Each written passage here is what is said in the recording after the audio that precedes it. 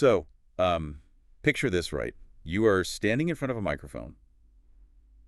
Behind you, the room is just vast. Oh, yeah. 1,000 people easily. Right, exactly. Filled with 1,000 other people, pastors, teachers, lay delegates, church leaders. And above you, projected on these massive screens, a digital stopwatch is silently counting down from exactly 120 seconds. 2 minutes. It goes by so fast. It really does. And in that 2-minute window, you have the power to influence the official theology or the budget or the governance of a massive international church body. Yeah, but here's the catch. If you use the wrong 5 words to start your sentence, the chairman is going to cut your mic. Yep. He'll just tell you to sit down. So welcome to the LCMS convention floor. It is incredibly intense. I mean, honestly, the mechanics of a large convention don't exactly scream, spiritual transcendence when you first encounter them. No, not at all. It can feel incredibly bureaucratic. You leave the beauty and peace of the sanctuary, and suddenly it feels like you've stepped into, the highest stakes municipal zoning board meeting of your entire life. That is the perfect way to describe it. Right. I mean, when we think of church work, our minds go to a quiet chapel or a baptismal font, a soaring hymn. We don't usually picture a person in a suit, nervously tapping a sweat-stained 3x5 card, trying to remember if they're supposed to call for a point of order or a parliamentary inquiry. It's a completely different skill set. It really is. Yeah. But today, for you, the learner listening right now, we are heading straight onto that floor. We are preparing for the LCMS 2026 convention in Phoenix. Yes, we are. And whether you are a seasoned pastor who has been to 5 of these, or a first-time lay delegate who is feeling completely overwhelmed. Which is completely normal, by the way. Totally normal. Or even if you're just someone fascinated by how church governance actually works, this deep dive is custom-tailored for you. Our mission today is to build your ultimate audio training guide. We're calling it How to Address the Chairman, a practical LCMS convention floor guide. I love that title. Thanks. We have a massive stack of convention materials, the standing rules, today's business issue 1, delegate cheat sheets. And we are going to translate all of that into practical, actionable wisdom. We really are. But we actually need to start with the why. Because if you don't understand the why, all of this just feels like arbitrary rules designed to trip you up. Yeah, just red tape. Exactly. It is so easy to view Robert's Rules of Order and the convention standing rules as cold, bureaucratic hurdles. But there is a fundamentally different way to look at this. What if strict parliamentary procedure is actually an exercise in Christian mutual submission? Okay, wait, I have to stop you right there. Because I look at this thick rule book and I think of politicians, not pastors. Sure, I get that. Like when I think of mutual submission and Christian love, I think of preaching, I think of mercy work, washing feet. I rarely think of microphones and Robert's rules. How in the world is a strict rule about calling the previous question an expression of Christian love? It's a great question, and it really gets to what the materials call the gospel posture. A church convention is not a game of parliamentary whack-a-mole. Right. It's actually a vital tool for Christ's people to speak clearly, to listen charitably, and to decide faithfully. I mean, think about the reality of the room. The convention is the way the congregations of the Synod, through their delegates, govern the church. Right. It's the congregations making the calls. Exactly. And in a church body, the size of the LCMS with international missions, universities, seminaries, thousands of congregations, you have a room of about 1,000 voting delegates. Without strict rules, what happens? Well, I mean, the loudest person in the room just takes over. Like the person with the most aggressive personality dominates the microphone. Precisely. Without rules, the aggressive voices dominate, and the quiet, perhaps more thoughtful voices get trampled. With rules, the quietest voice has exactly the same access to the floor, exactly the same 2 minutes, and exactly the same rights as the loudest voice. Oh, wow. I never really thought about it like that. Yeah, the rules protect the minority from being silenced by the majority, while allowing the majority to ultimately make a decision. So when we submit to these rules, we're actually submitting to one another. The risen Christ is Lord, even over microphone cues and amendment wording. The risen Christ is Lord over the microphone cue. I honestly love that reframing. It completely shifts the perspective from, I need to beat the system to I need to serve the body. That's exactly the goal. So let's get right into the physical foundations of the floor. Process and posture. Let's talk about the physical reality of the 2026 convention floor in Phoenix, because you can't just raise your hand from your seat and shout out a brilliant idea. No, definitely not. There is a very specific physical system you have to navigate, and the kiosk system is vital to understand. Under the standing rules, delegates and representatives who want to speak cannot just walk up to an open microphone and start talking. Okay, so what do they do? First, you must register at a digital kiosk located near the microphone. When you get to that kiosk, you have to choose your purpose. Are you speaking pro, meaning in favor? Are you speaking con, against? Are you making a motion, raising a point of order, or requesting information? So it's kind of like a deli counter cross with an air traffic control tower. Yeah, I like that. You don't just yell your order for a half pound of pastrami across the counter. You have to pull a ticket, but you also have to declare your flight path. You're telling the tower, the chairman, what kind of plane you're flying, and then you have to wait for the tower to clear you for landing. That is a fantastic analogy because the chair has to manage order, fairness, and the queue. The standing rules dictate a pro-con method of debate. So the chair needs to know who wants to speak in favor and who wants to speak against so they can alternate those voices fairly. Right, they don't want 5 people in a row just agreeing with each other. Exactly. If 5 people in a row want to speak in favor, the chair will actually look at the kiosk system to find anyone who wants to speak against, just to ensure the assembly hears both sides. That makes total sense. So once you register your flight path at the kiosk, step 2 is simply to wait for recognition.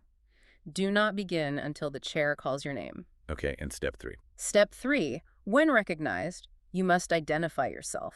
State your name, your district, or the entity you represent, and whether you are a voting delegate, an advisory delegate, or an advisory representative. And step 4 is where I think a lot of people stumble. The sources emphasize this. State one clear sentence. State your purpose immediately. Yes. Don't ramble. Right. And step 5, if you are bringing an amendment or a substitute motion, like if you are actually changing the words on the page, you have to provide the written wording to the secretary. Right. Floor language becomes official language. Fuzzy, off-the-cuff amendments spoken nervously into a microphone can create a bylaw nightmare that lives on for 3 years. Oh man, I can only imagine.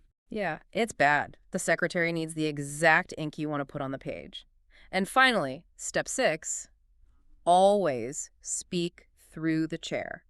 Which means what, exactly? I mean, I'm not allowed to look at the guy who just spoke and address him directly. Exactly. You are addressing the chairman, not debating the guy across the room who just made a point you disagree with.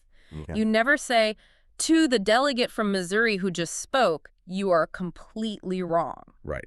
That would get heated fast. Very fast. Instead, you say, Mr. Chairman, the previous speaker's point doesn't account for this fact. Speaking through the chair cools the emotional temperature of the room. It depersonalizes the conflicts. That makes a lot of sense. It prevents those direct, heated back and forths you see on, like, cable news. Exactly. So that's the mechanical process. But what about the inner posture of a delegate? The materials outline 5 pillars for how you should carry yourself at that mic. Be clear, be germane, be charitable, be prepared, and be brief. Those are crucial. Let's tackle that second one. Germane. That is a piece of heavy parliamentary jargon. I always joke it sounds like we're demanding everyone act German.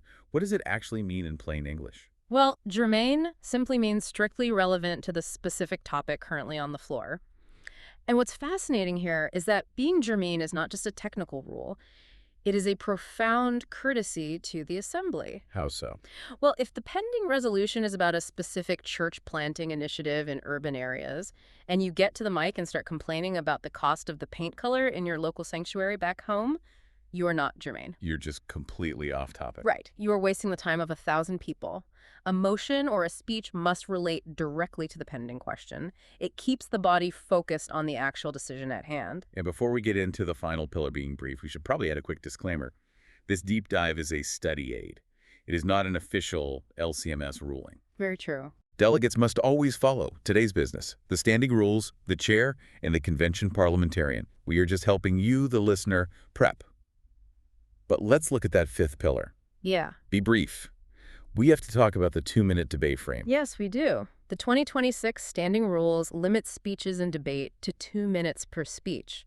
And I can tell you from experience, 2 minutes disappears faster than a plate of donuts at a voters' meeting. See, I look at this 2-minute rule, and my immediate thought is panic. Oh, absolutely. I mean, if I'm trying to explain a complex nuance of Lutheran theology regarding church fellowship or dig into the financial weeds of a restructuring plan, 120 seconds isn't even enough time to clear my throat. How is a delegate supposed to actually persuade anyone in that window? Can't I just, warm up the crowd with a quick story? You really can't, and if you try, the stopwatch will beat you. Emphasize that a convention speech is not a seminary lecture. Brevity respects the body. If your point requires 10 minutes of historical background to explain, you are delivering a theological weather report, not an actionable floor speech. A theological weather report. I love that. Yeah, the room is impatient, they have a massive agenda to get through, and they just want to know why you support or oppose the specific words on the page. To help with this, the sources give us a highly effective 2-minute debate frame to help delegates focus. Let's hear it. It has 5 parts: position, concern, anchor, effect, and ask. Okay, let's break that down, because this seems like the golden formula. Position is simple. I support or I oppose the resolution. Concern is identifying the specific issue you want to highlight. But what about anchor? What does that mean? Anchor means tying your argument to something concrete. Don't just give a vague opinion. Anchor your thought to Scripture, to the Lutheran Confessions, to the Synod Handbook, or to a very specific practical effect. Give the assembly a solid rock to stand on. Got it. Then effect is explaining what this resolution will actually do in the real world if passed. Right. And ask is your closing. Please vote yes or please vote no. Exactly. Position, concern, anchor, effect, ask. And then, as the guide says, land the plane before the stopwatch hits 0. Do not hover over the runway. Once you make the ask, say thank you and sit down. All right, now that we know how to physically stand at the microphone and frame our thoughts psychologically, let's explore exactly what to say when we get there. This is where we take the training wheels off. We are diving deep now. We are moving into the core field guide. We are going to systematically walk through 30 specific floor use examples found in the materials. We've grouped them logically, starting with the most basic and moving to the most complex. So let's start with group 1, getting started and basic debate. The very first example, number 1 on our list, is the foundation of everything. It's the basic opening sentence. Okay. The purpose here is establishing your identity every single time you speak, regardless of why you are at the mic. You just memorize this. The exact phrase is, Mr. Chairman, name, district, voting delegate. I rise to purpose. Wait, if I can't start with a joke or warm up the room, aren't I just going to sound like a robot? Like, Mr. Chairman, John Doe, Texas District. Yeah. I rise to speak. It feels so rigid. How do I win the crowd over if I'm just reading a formula? You have to remember the psychology of a stressed-out, impatient convention room.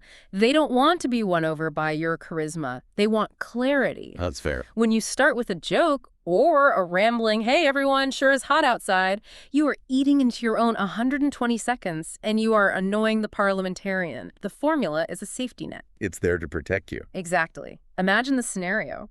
You are finally recognized by the chair after standing in line for 20 minutes. Your heart is pounding. You take a breath, and before your brain tries to do anything clever or disastrous, you deliver the safe opening. It centers you, it fulfills the standing rules, and it tells the chairman exactly what to do next. That makes total sense.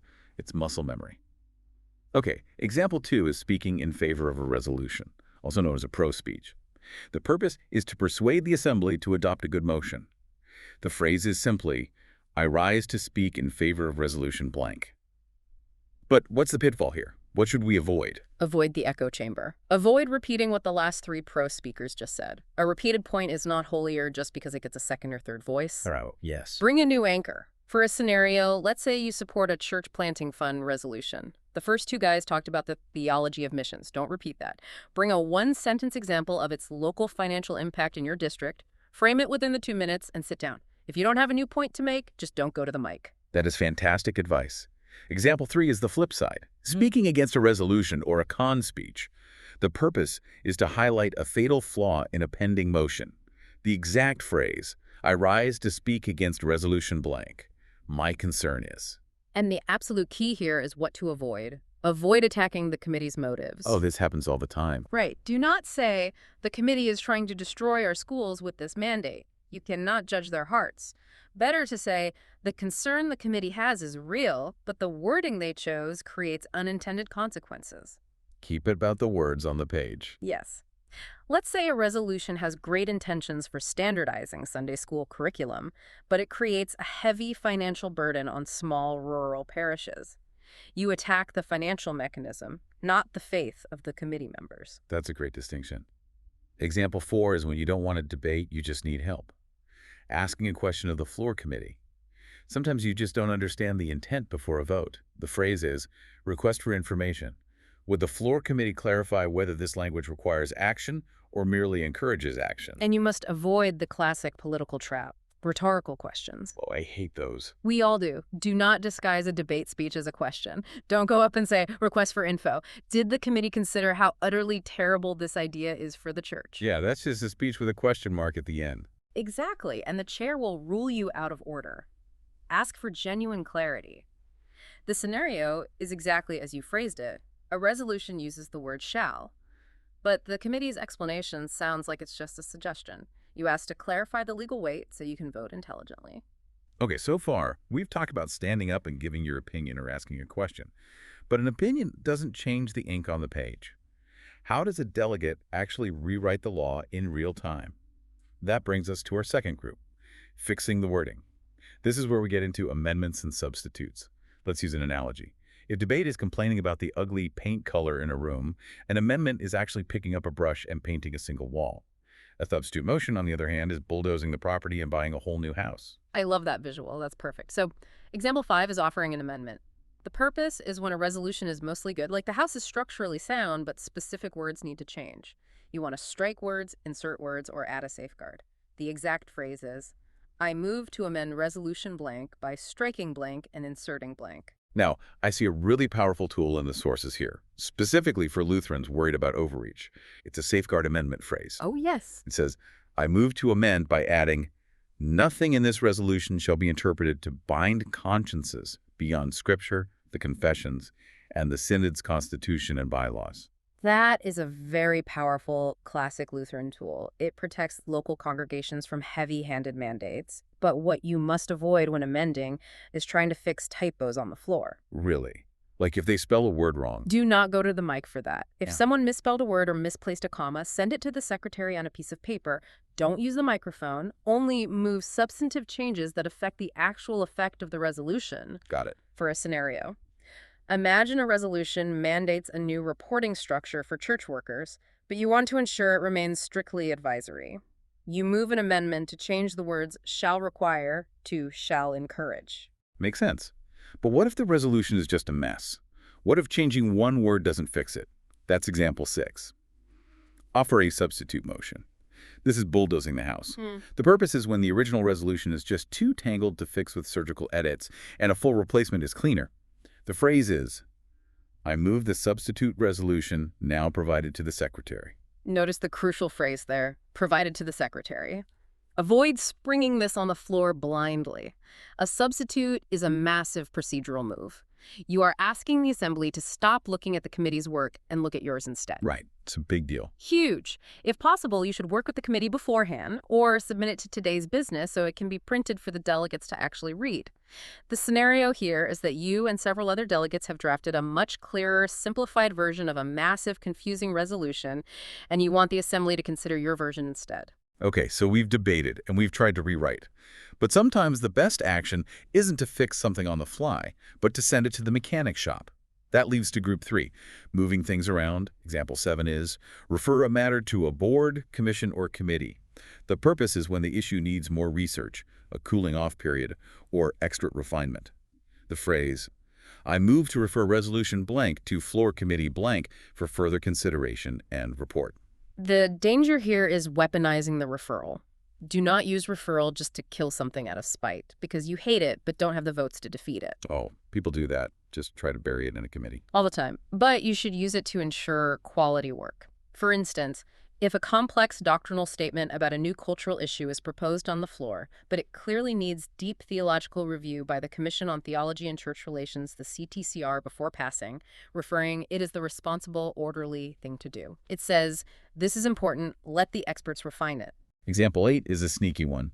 Remove something from the consent calendar. I need you to explain this because consent calendar sounds like a sleepy administrative thing. But apparently, it's where the drama hides. Yes, it really is. The consent calendar groups supposedly routine, non-controversial items to speed things up. They all get passed with one single vote to save time. But occasionally, an item deemed routine actually contains something substantive, controversial, or financially impactful. And if you spot that? If you spot that, you want to remove it.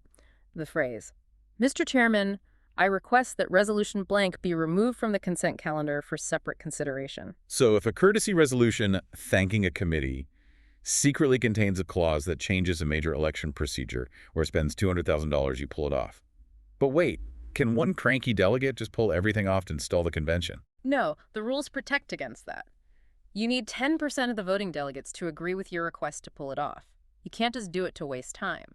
But if there is a real issue hidden in the routine paperwork, you absolutely must move to pull it off so it can be fully debated on the floor. Example 9 is very similar, but uses more jargon. Remove an overture from an omnibus resolution. I need you to translate omnibus for us. Omnibus is Latin for all. In a convention, an omnibus resolution is a giant bucket. The committee takes dozens of overtures that they don't think need floor debate, throws them in the omnibus bucket, and refers them away to various boards for study. Just clearing the deck. Exactly. The phrase to rescue one is, "I move to remove overture blank from omnibus blank and refer it to floor committee blank for action." So if a major overture about internet accusations and church discipline was buried in Omnibus A, meaning it was just going to be referred away to a committee to die quietly, you can pull it out of the bucket to demand that the convention debate it right now. Exactly. Again, don't pull out routine thank you overtures. Pull out items with real doctrinal, governance, or pastoral weight that the church needs to address publicly. This is incredibly empowering. So let's move to Group 4, keeping order and getting help. This is about inquiries and privilege. Example 10, raise a point of order. The purpose is when the rules are not being followed. The phrase, point of order. I believe the pending amendment is not germane to the resolution. What's fascinating here is how often this is misunderstood and misused. Do not use a point of order just because you disagree with someone's opinion. It is not a point of I disagree. I've seen that happen. Someone just yells point of order because they are mad. Yes, but use it only for actual rule violations. The classic scenario is a delegate using their 2 minutes on an amendment debate to complain about a completely different issue, like their local district president. You raise a point of order because they are violating the rule of being germane. Example 11, ask a parliamentary inquiry. This is when you are lost in the weeds. You want to make a move, but don't know the proper Roberts rule. The phrase, parliamentary inquiry. What motion is proper if I want this sent back to committee? The advice here is simple.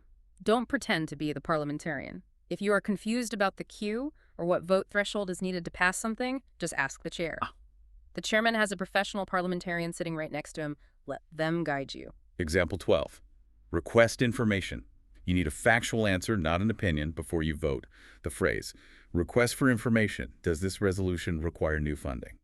As we mentioned with the committee questions earlier, never disguise a speech as a request for info. But if you genuinely need to know the financial cost of a new church planting initiative before approving it, that is a perfect use. Then we'll actually jump to example 26 here because it fits the group. Raise a question of privilege.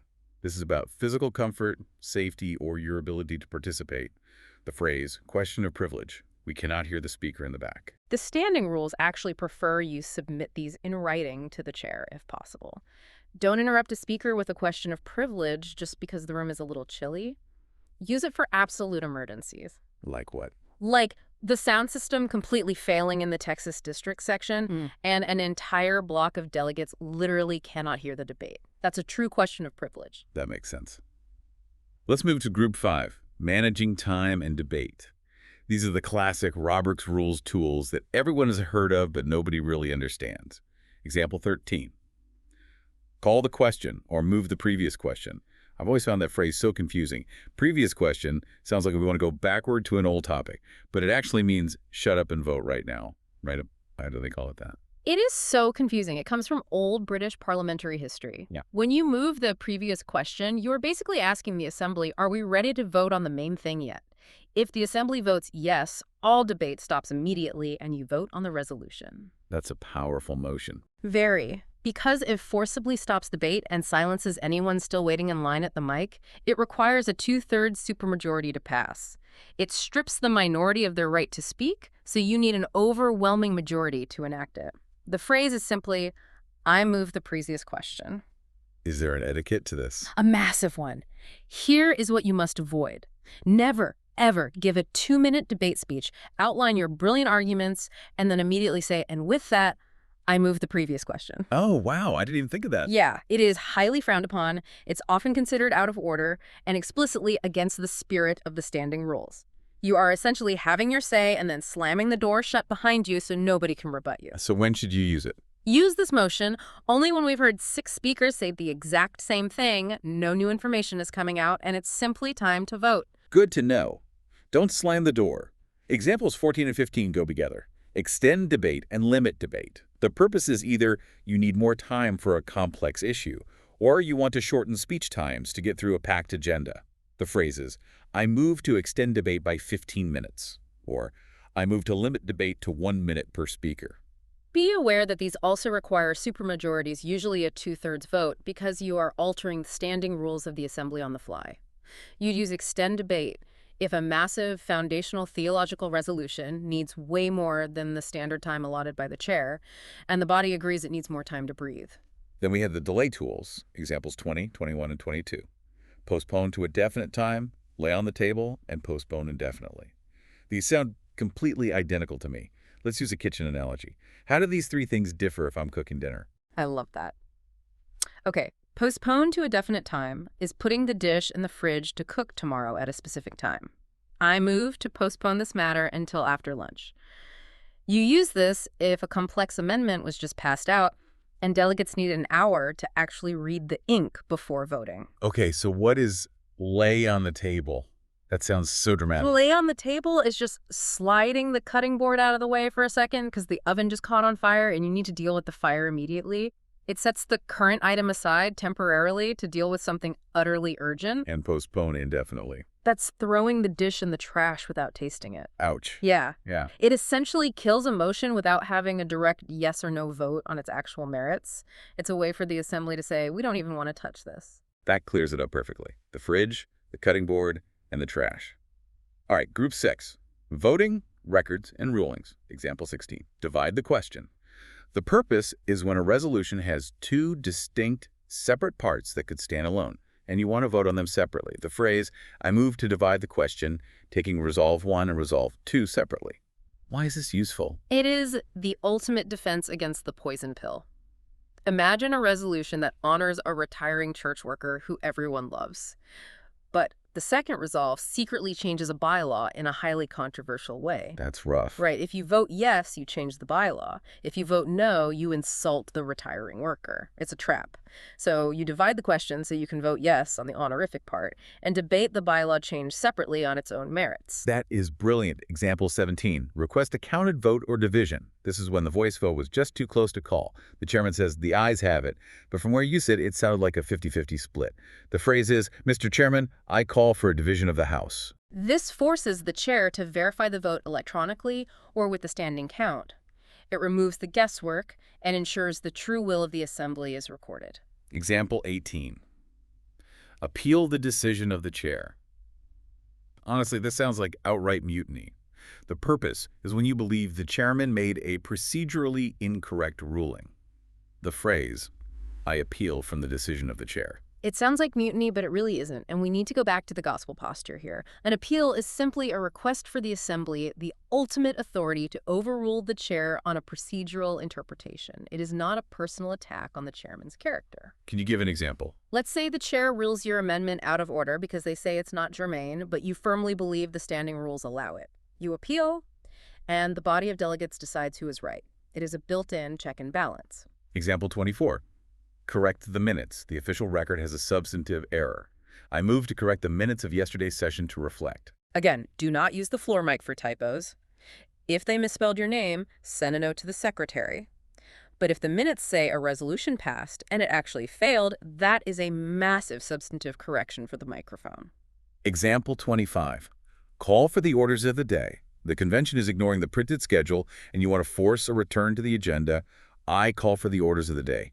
You'd use this if it's 2:00 p.m., which is the legally scheduled time for a critical election, but debate on a previous item is dragging on endlessly. Exactly. It forces the chair to stop the debate and return to the published timeline so the essential business gets done. We are in the home stretch of our 30 examples. Group 7. Modifying motions and floor nominations. Example 19. Withdraw or modify your own motion. You realize your motion was flawed or someone points out a better way. Mr. Chairman, I request permission to withdraw my motion. This happens often, and it shows great humility. You propose an amendment, and then the floor committee chair calmly explains why your amendment is legally impossible due to state nonprofit laws. You don't double down, you just say, "Thank you, I withdraw my motion," and you sit down gracefully. Example 23. Nominate from the floor. Adding a candidate to an election slate. Where permitted. I nominate blank for blank. This is highly regulated. You cannot just do this blindly because you like your buddy. Bylaw 3.1, 2.3.6 requires you to have the proper consent form and biographical information submitted to the secretary in advance. The scenario is usually that a highly qualified candidate was missed by the nominations committee, and you've done all the legal paperwork behind the scenes to bring them forward legally. And finally, Group 8. Advanced communication and posture. This rounds out our 30 examples. Example 27 is speaking pastorally and persuasively to the delegation. The purpose is trying to win hearts, not just technical arguments. The approach here is crucial. When a cultural or theological debate gets incredibly heated, the best delegates step to the mic and lower the temperature. Start with something like, "Fathers and brothers, I agree with the concern, but..." You affirm the shared faith and the good intentions before you critique the mechanism. Which leads right into example 28. Use strong but charitable phrases. And we will actually dedicate our entire next section to that because it's that important. Example 29. Use clear closing lines. For these reasons, I urge a yes vote. Thank you, Mr. Chairman. Land the plane. Yes. Land the plane before the stopwatch hits 2 minutes. Do not fade out.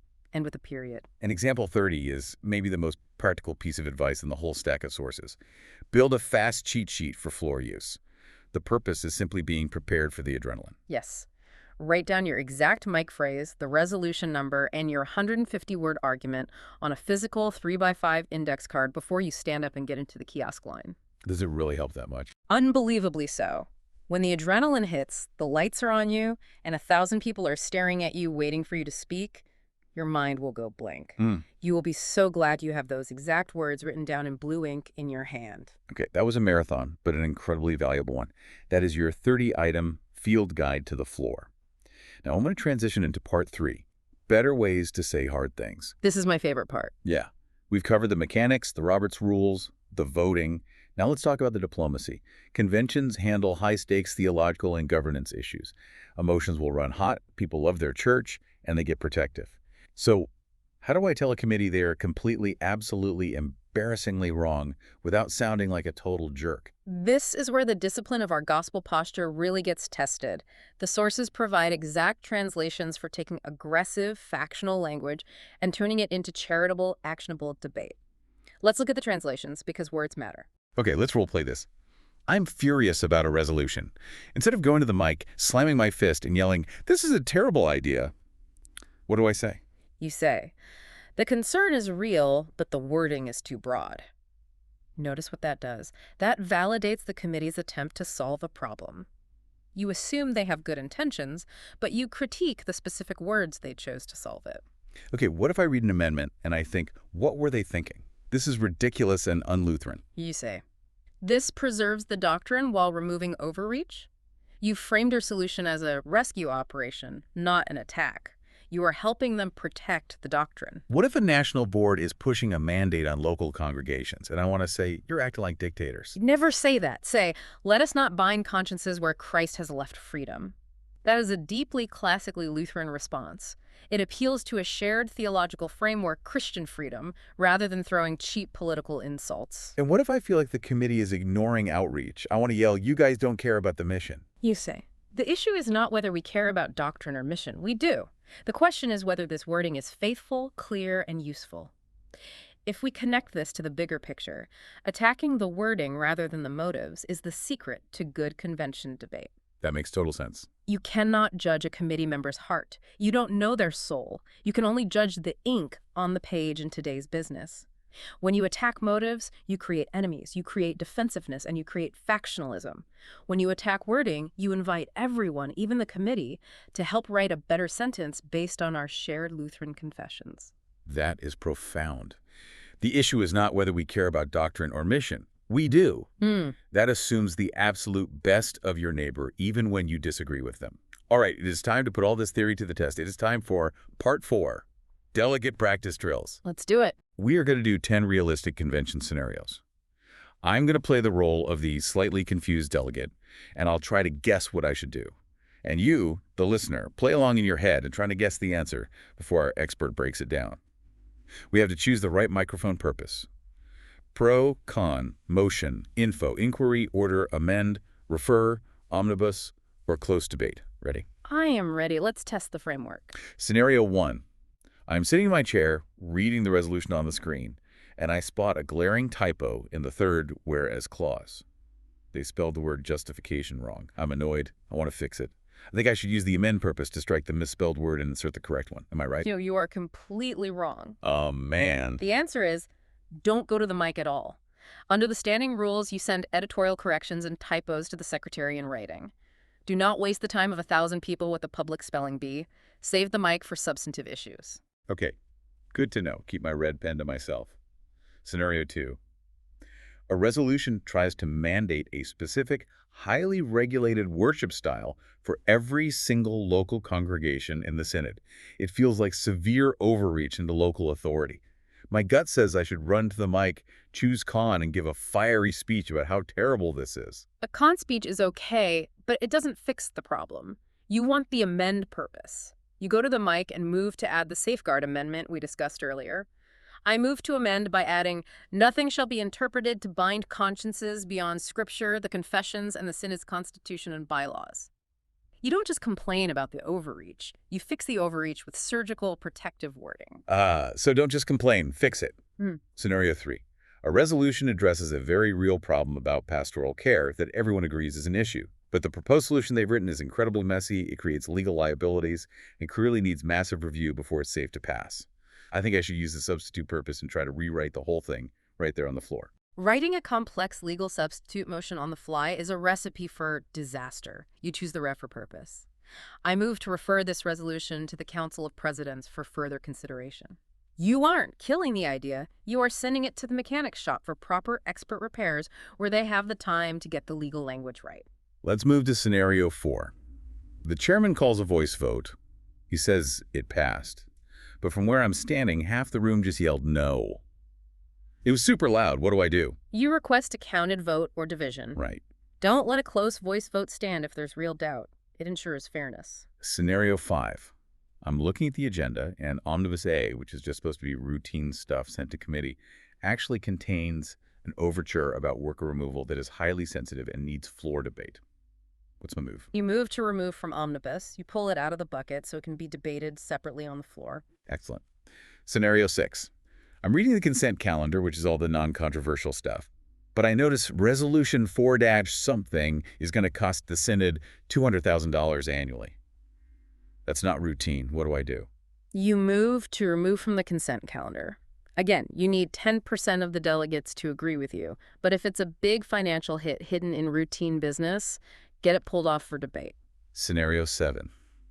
I'm reading a resolution about Lutheran schools, and I honestly aren't sure if the resolution forces my school to adopt a new policy or just encourages it. The language is fuzzy. You need the request information purpose. Okay, so I don't argue with it yet. No, don't argue until you understand. Ask the committee for clarification. Scenario 8.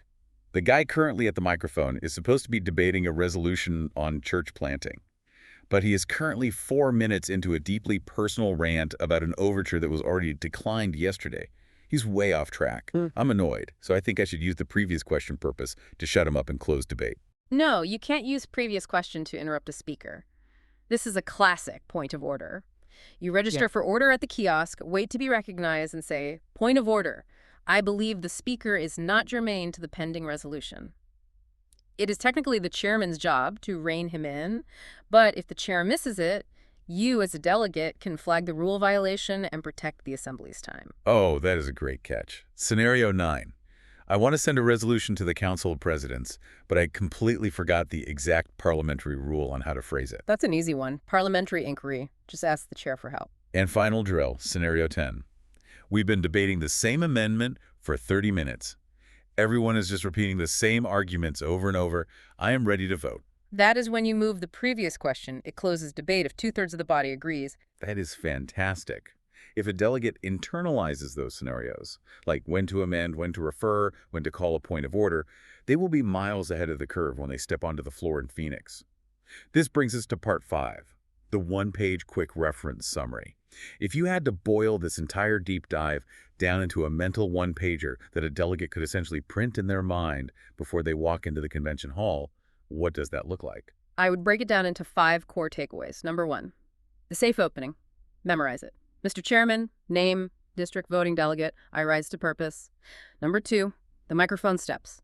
Register at the kiosk, choose your purpose, wait for recognition, identify yourself, state one clear sentence, provide your written wording to the secretary, and speak through the chair.